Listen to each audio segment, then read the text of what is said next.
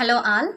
తెలుగుకు సంబంధించి ఆ పాఠం యొక్క రచయిత చాలా ఇంపార్టెంట్. మనకి ఎగ్జామ్లో ఖచ్చితంగా ఈ బిట్స్ అయితే వస్తాయి. ఒక పాఠం పేరిచ్చి ఆ పాఠం యొక్క రచయిత ఎవరు, లేదంటే రచయిత పేరు, ఆ కవి పేరిచ్చి ఆ కవి ఏ పాఠాన్ని రచించారు అని చెప్పి క్వశ్చన్స్ అయితే బాగా వస్తాయి. మనం తప్పకుండా పాఠం రచయిత గురించి అయితే తెలుసుకోవాలి. ఎంత చదివినా అవి గుర్తుండవు. నేను ఈ వీడియోలో చాలా సింపుల్గా పాఠం చూడగానే ఆ పాఠాన్ని ఎవరు రచించారో ఆ కవి ఈజీగా గుర్తుపట్టేయవచ్చు. అలా నేను కొన్ని ట్రిక్స్ చెప్తాను. నేను ఈరోజు ఈ వీడియోలో చెప్పబోయేది 10th క్లాస్కు సంబంధించి. 10th class new text book Telugu మొత్తం 12 లెసన్స్ అయితే ఉన్నాయి. ఆ 12 లెసన్స్ ఏంటి, ఆ పాఠం యొక్క రచయితలు ఎవరు అనేది అస్సలు చదివే పని లేదు, బట్టి పట్టే పని లేదు. చాలా సింపుల్గా అలా చూడగానే ఇలాగా ఆ కవి గుర్తొచ్చేలాగా సూపర్ టిప్స్ చెప్తాను. వీడియోని లాస్ట్ వరకు చూడండి, అప్పుడే మీకు బాగా అర్థమవుతుంది. ముందుగా ఈ వీడియోకి ఒక చిన్న లైక్ చేసి మన ఛానల్ని సబ్స్క్రైబ్ చేసుకోండి. ఇక లేట్ చేయకుండా let's start our video. 10th class new text బుక్లో మనకి ఫస్ట్ లెసన్ వచ్చేసి ప్రత్యక్ష దైవాలు. ఈ పాఠం యొక్క రచయిత పేరు ఎర్రన్న. ఇది ఎలా గుర్తుపెట్టుకోవాలి అంటే, ప్రత్యక్ష దైవాలు అంటే దేవుళ్ళు. మనకి దేవుళ్ళని చూడగానే మనకి ఏం కనిపిస్తుంది? ఏ దేవుడిని చూడగానే కుంకుమ కనిపిస్తుంది కదా. కుంకుమ ఏ రంగులో ఉంటుంది? ఎర్ర రంగులో ఉంటుంది. మన కవి పేరు ఎర్రన్న. ఇలా గుర్తుపెట్టుకోండి. ప్రత్యక్ష దైవాలు, దేవుళ్ళని చూడగానే మనకి ఫస్ట్ కనిపించేది కుంకుమ కనిపిస్తుంది ప్రతి ఒక్క దేవుడికి. కుంకుమ ఏ కలర్లో ఉంటుంది? ఎర్ర కలర్లో ఉంటుంది. ఈ పాఠం యొక్క రచయిత ఎర్రన్న. ప్రత్యక్ష దైవాలు పాఠం యొక్క రచయిత ఎర్రన్న. సెకండ్ లెసన్ బతుకు గంప. ఈ పాఠాన్ని రచించిన కవిత్రి మూలింటి చంద్రకళ. ఇది ఎలా గుర్తుపెట్టుకోవాలి అంటే, బతుకు గంపని తీసుకెళ్ళి ఎక్కడ పెట్టారు? ఒక మూల, ఇంట్లో ఒక మూల పెడతాం. మనం గంపలు ఎక్కడ పెడతామండి? ఇంట్లో ఒక మూలే కదా పెట్టేది గంపలు. ఎవరు పెట్టారు ఆ గంపని ఇంట్లో ఒక మూల? చంద్రకళ పెట్టింది. చంద్రకళ గంపని ఇంట్లో ఒక మూల పెట్టింది చంద్రకళ. మూలింటి చంద్రకళ. చంద్రకళ ఇంటి పేరు మూలింటి అండి. అలా గుర్తుపెట్టుకుందాం మనం. గంప అంటే ఇంట్లో ఒక మూల ఉంటుంది. ఎవరు పెట్టారు మూల? చంద్రకళ పెట్టింది. బతుకు గంప పాఠం యొక్క కవిత్రి పేరు మూలింటి చంద్రకళ. థర్డ్ లెసన్ శతక మాధుర్యం. ఈ పాఠం యొక్క రచయిత పేరు వివిధ శతక కవులు. ఇది ఎలా గుర్తుపెట్టుకోవాలంటే, అసలు శతకం అంటే ఏమిటి? 100 పద్యాల సముదాయాన్ని శతకం అంటారు. శతకాలు అంటే పద్యాలే కదా. పద్యాలు ఎవరు రాస్తారు? శతక కవులు. శతక మాధుర్యం, వివిధ శతక కవులు. నెక్స్ట్ లెసన్ ఉపన్యాస కళ. ఈ పాఠం యొక్క కవిత్రి పేరు వాసిరెడ్డి సీతాదేవి.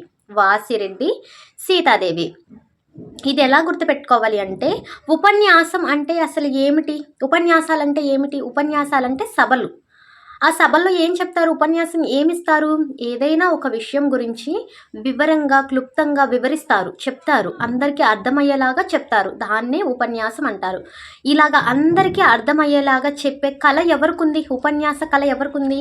మన సీతాదేవికి ఉంది. ఆ సీతాదేవి ఇంటి పేరు వాసిరెడ్డి సీతాదేవి. చాలామందికి ఇంటి పేరు వాసి అని ఉంటుంది కదా, మీకు తెలిసే ఉంటుంది. వాసిరెడ్డి సీతాదేవి.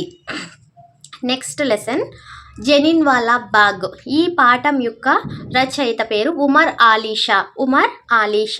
ఇది మనం ఎలా గుర్తుపెట్టుకోవాలి అంటే, అసలు ఫస్ట్ జెనిన్ వాలా బాగ్ అంటే ఏంటో చూద్దాము.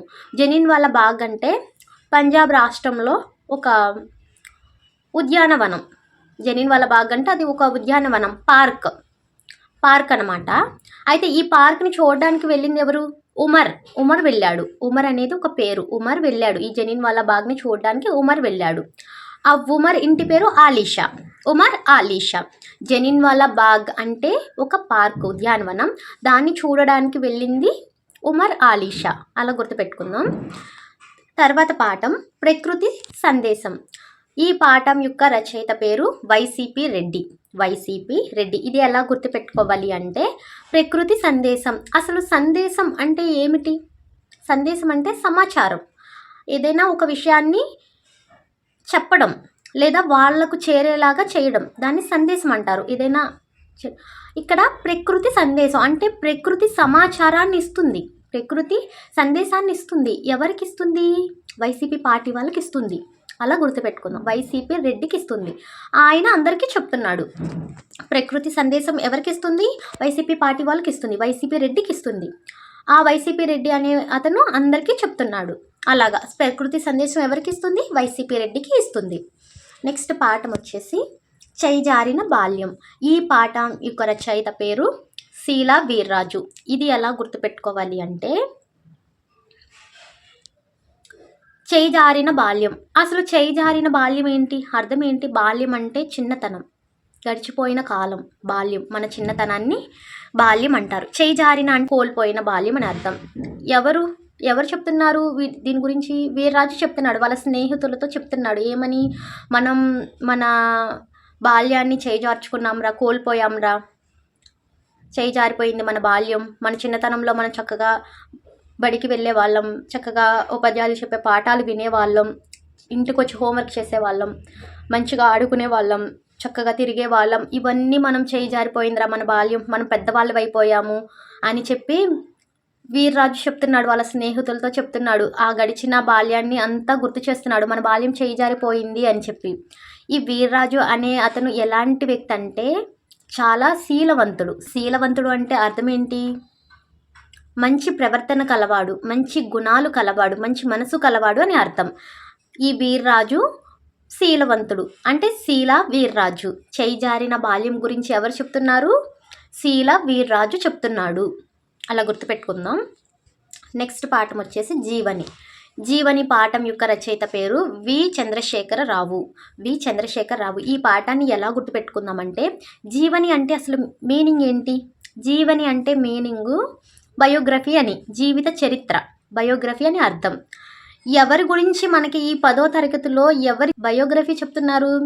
వి చంద్రశేఖరరావు యొక్క బయోగ్రఫీ చెప్తున్నారు. ఇది ఒక పేరే కాబట్టి మీరు గుర్తుపెట్టుకోండి. బయోగ్రఫీ ఎవరి గురించి చెప్తున్నారు? జీవని ఎవరి బయోగ్రఫీ చెప్తున్నారు? వి చంద్రశేఖరరావు యొక్క బయోగ్రఫీ చెప్తున్నారు. తర్వాత పాఠం రాజధర్మం. ఈ పాఠం యొక్క రచయిత పేరు శ్రీకృష్ణ దేవరాయలు. ఈ పాఠాన్ని, ఈ రచయితని ఎలా గుర్తుపెట్టుకోవాలి అంటే, రాజధర్మం. రాజా అంటే రాజు, మనకి తెలుసు కదా. రాజు అనగానే మనకి ఎవరు గుర్తుకొస్తారు? శ్రీకృష్ణదేవరాయలు వారు గుర్తుకొస్తారు కదా. ధర్మం అంటే ధర్మంగా రాజ్యాన్ని పరిపాలిస్తాడు ఆ రాజు ఎవరు? శ్రీకృష్ణదేవరాయలు. చాలా ధర్మంగా నడిచేది ఆ రాజ్య పరిపాలన ఆ రోజుల్లో. శ్రీకృష్ణదేవరాయలు వారు ఆయన రాజ్యాన్ని చాలా ధర్మంగా నిజాయితీగా చేశారు. సో రాజధర్మం శ్రీకృష్ణదేవరాయలు వారు. తర్వాత పాఠం వచ్చేసి కన్యాశుల్కం. ఈ పాఠం యొక్క రచయిత పేరు గురజాడ అప్పారావు. ఇది ఎలా గుర్తుపెట్టుకోవాలి అంటే, అసలు కన్యాశుల్కం అంటే ఏంటో తెలుసుకుందాం ఫస్ట్. కన్యాశుల్కం అంటే ఏంటంటే, మగపెళ్లి వాళ్ళు అంటే అబ్బాయి తరపు వాళ్ళు అమ్మాయి తరపు వాళ్ళకి డబ్బులు ఇచ్చి అమ్మాయిని పెళ్లి చేసుకునేవాళ్ళు. దాన్నే కన్యాశుల్కం అంటారు. మగపెళ్లి వాళ్ళు ఆడపెళ్లి వాళ్ళకి డబ్బు ఇవ్వడాన్నే కన్యాశుల్కం అంటారు. ఈ కన్యాశుల్కాన్ని ఆపేశారు ఎవరు? గురజాడ అప్పారావు గారు ఈ కన్యాశుల్కాన్ని ఆపేశారు. ఎందుకు ఆపేశారంటే, మగపెళ్లి వాళ్ళు ఆడపెళ్లి వాళ్ళకి డబ్బులు ఇచ్చేవాళ్ళు అని చెప్పాను కదా, కన్యాశుల్కం ఇచ్చేవాళ్ళు కదా. వాళ్ళు ఏం చేసేవాళ్ళంటే, చాలా ముసలి వాళ్ళు ధనవంతులు ఏం చేసేవాళ్ళు అంటే, పేదవాళ్ళు ఉంటారు కదా, వాళ్ళకి డబ్బులు ఇచ్చి ఆ పిల్లల్ని, చిన్న పిల్లల్ని, యవ్వనమైన పిల్లల్ని వాళ్ళు పెళ్లి చేసుకునేవాళ్ళు. డబ్బులు ఇచ్చి, వాళ్ళ తల్లిదండ్రులకి డబ్బులు ఇచ్చి ఆ పిల్లల్ని ఆ ముసలి వాళ్ళు పెళ్లి చేసుకునేవాళ్ళు. పెళ్లి చేసుకున్న తర్వాత వాళ్ళు 2 నెలలకి, 6 నెలలకి, 10 నెలలకి అలా చనిపోయేవాళ్ళు. ఆ తర్వాత ఆ పిల్లల్ని అలానే ఉంచేవాళ్ళు. పెళ్ళి అనేది మళ్ళీ చేసేవాళ్ళు కాదు. వాళ్ళ భవిష్యత్ అలాగే పాడైపోయేది. అందువల్ల ఈ కన్యాశుల్కం అనేది తప్పు అని చెప్పి గురజాడ అప్పారావు గారు ఆపేశారు. సో కన్యాశుల్కం అని చూడగానే ఎవరు ఆపేశారు అనేది గుర్తు రావాలి. కన్యాశుల్కం ఆపేసింది గురజాడ అప్పారావు గారు. తర్వాత లెసన్ వచ్చేసి యుద్ధ విజేత. ఈ పాఠం యొక్క రచయిత పేరు నేతల ప్రతాప్ కుమార్. ఇది ఒక పేరు. మనం ఇది ఎలా గుర్తుపెట్టుకుందామంటే, యుద్ధ విజేత అంటే యుద్ధం అంటే వార్, విజేత అంటే విన్నర్. వార్ విన్నర్ ఎవరు? ప్రతాప్ కుమార్. ఇది ఒక పేరే కాబట్టి మనకు గుర్తుంటుంది. వార్ విన్నర్ ఎవరు? ప్రతాప్ కుమార్. నేతల ప్రతాప్ కుమార్. వాళ్ళ ఇంటి పేరు నేతల ప్రతాప్ కుమార్. అలా గుర్తుపెట్టేసుకోండి. ఇది వార్ విన్నర్ ఎవరంటే నేతల ప్రతాప్ కుమార్. లాస్ట్ లెసన్ 12వ లెసన్ సూక్తి సుధా.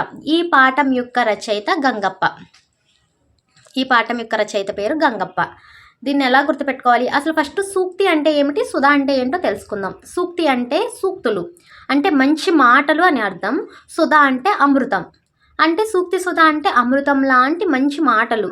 అంటే అమృతం లాంటి మంచి మాటలు ఎలా ఉంటాయి? గంగలాగా ఉంటాయి.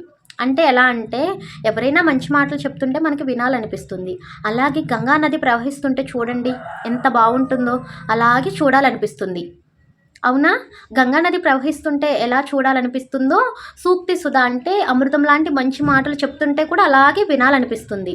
సో సూక్తి సుధా గంగా నదిలాగా ఉంది, అలా గుర్తుపెట్టుకోండి. గంగలాగా సూక్తి సుధా అంటే అమృతం లాంటి మాటలు గంగా నది ప్రవాహంలా వస్తున్నాయి అని ఇలా గుర్తుపెట్టుకోండి. ఇలా అయితే బాగా గుర్తుంటుంది. సూక్తి సుధా అంటే అమృతం లాంటి మంచి మాటలు గంగా నదిలాగా ప్రవహిస్తున్నాయి, గంగా నదిలాగా వస్తున్నాయి, అలా గుర్తుపెట్టుకుందాం. సో సూక్తి సుధా ఎస్ గంగప్ప. ఒకసారి మళ్ళీ 1 to 12 లెసన్స్ ఒకసారి నేను ఫాస్ట్గా చెప్పేస్తాను. ప్రత్యక్ష దైవాలు ఎర్రన్న, బతుకు గంప, మూలింటి చంద్రకళ, శతక మాధుర్యం, వివిధ శతక కవులు, ఉపన్యాస కళ, వాసిరెడ్డి సీతాదేవి, జనిన్వాలా బాగ్, ఉమర్ ఆలీషా, ప్రకృతి సందేశం, వైసీపీ రెడ్డి, చేయి జారిన బాల్యం, శీలా వీర్రాజు, జీవని, వి చంద్రశేఖరరావు, రాజధర్మం, శ్రీకృష్ణదేవరాయలు, కన్యాశుల్కం, గురజాడ అప్పారావు, యుద్ధ విజేత, నేతల ప్రతాప్ కుమార్, సూక్తి సుధా ఎస్ గంగప్ప. ఇవండి మనకి 10వ తరగతిలో ఉన్న 12 లెసన్స్. ఆ లెసన్స్ యొక్క రచయితల పేర్లు. మీకు అర్థమైందనే అనుకుంటున్నాను. ఏదైనా చిన్న చిన్న మిస్టేక్స్ ఉంటే కమెంట్లో చెప్పండి. ఇక్కడ ఉన్న 12 లెసన్స్లో కొన్ని స్పెల్లింగ్ మిస్టేక్స్ అయితే ఉన్నాయి, అది కొంచెం చూసుకుందాం. నేను కమెంట్లో 1 to 12 లెసన్స్ ఆ రచయిత పేర్లు కూడా నేను కమెంట్ చేసి పిన్ చేసి పెడతాను, అక్కడికి వెళ్ళి మీరు చూడండి. నా ఎక్స్ప్లెనేషన్ ఎలా ఉందో ఒక చిన్న కమెంట్ పెట్టండి, నేను తెలుసుకోవాలనుకుంటున్నాను. మీకు కనుక నేను చెప్పిన ఈ ఎక్స్ప్లెనేషన్ కనుక మీకు నచ్చినట్లయితే ప్లీజ్ దయచేసి వీడియోకి ఒక చిన్న లైక్ చేసి మన ఛానల్ని సబ్స్క్రైబ్ చేసుకొని సపోర్ట్ చేయండి. Thank you so much for watching.